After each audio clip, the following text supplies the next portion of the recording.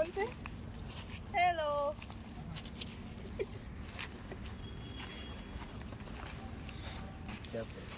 ठीक है, तो खत्म हो जाओ तुम सारे के सारे।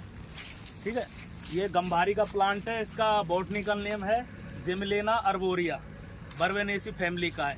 ठीक है, इसको क्या है कि अन्य बहुत सारे नामों से जाना जाता है, स्पेशल एक नाम होता है इसका मधुपर्णी का, क्योंकि जो इसके पत्ते होते हैं ना, पत्ते अगर आप उखाड़ के देखोगे तो इसके पत्ते क्या है कि आपको एक तो हार्ट शेप दिखाई दे रहे हैं। ठीक है, दूसरे इसके बहुत कोमल पत्ते हैं, और अगर इनको आप चबा करके जैसे खाते हैं, ठीक है, चबा कर खाते हैं तो ये मतलब मधु की तरह, शहद की तरह मीठे तो नहीं है, बट क्या है कि आप चबा के खाने के बाद थोड़ा ऐसा पानी वगैरह पी लेते हैं तो आपको बाद में कंठ के अंदर आपको थोड़ा मीठा मीठापन महसूस होगा, इसलिए इसका नाम है आंवले की तरह, इसलिए इसका नाम है मधुपर्णी का। ठीक है, इसके क्या है कि काफ़ी उपयोग बताए, बहुत सारे यूज करते हैं फ्लावर्स को, कुछ रेसिपी बनाने में भी काम लेते हैं, सब्जी वगैरह में भी बनाते हैं, अच्छे रहते हैं इसके फ्लावर्स भी। ठीक है, उसके अलावा इसके फ्रूट जो आएंगे, फ्रूट जो ये लग रहे हैं आपको, फ्रूट दिखा देते हैं अच्छे से, ये देख लो, फ्रूट थोड़े बड़े हो जाएंगे, बेर की आकृति के फ्रूट होते हैं, बेरी फ्रूट होते हैं, थोड़ा अभी तो छोटे बहुत हैं, बड़े हो जाने के बाद बेर के आकृति हो जाएंगे, येलो येलो कलर के फ्रूट बन जाएंगे।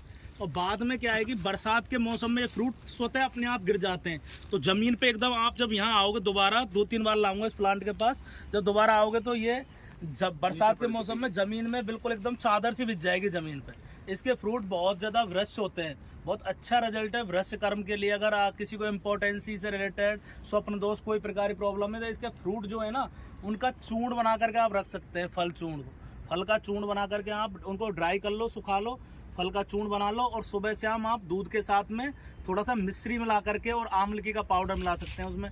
जैसे 20 ग्राम अगर आपने इसका फल चूर्ण लिया, 10 ग्राम आपने आमलकी मिला दी, और उसमें 10 ग्राम आपने मिश्री मिला दी, और मिला करके आप सुबह शाम दूध के साथ में ले सकते हैं। उसके अलावा इसके फल एसिडिटी में बहुत अच्छा रिजल्ट दिखाते हैं इसके फल।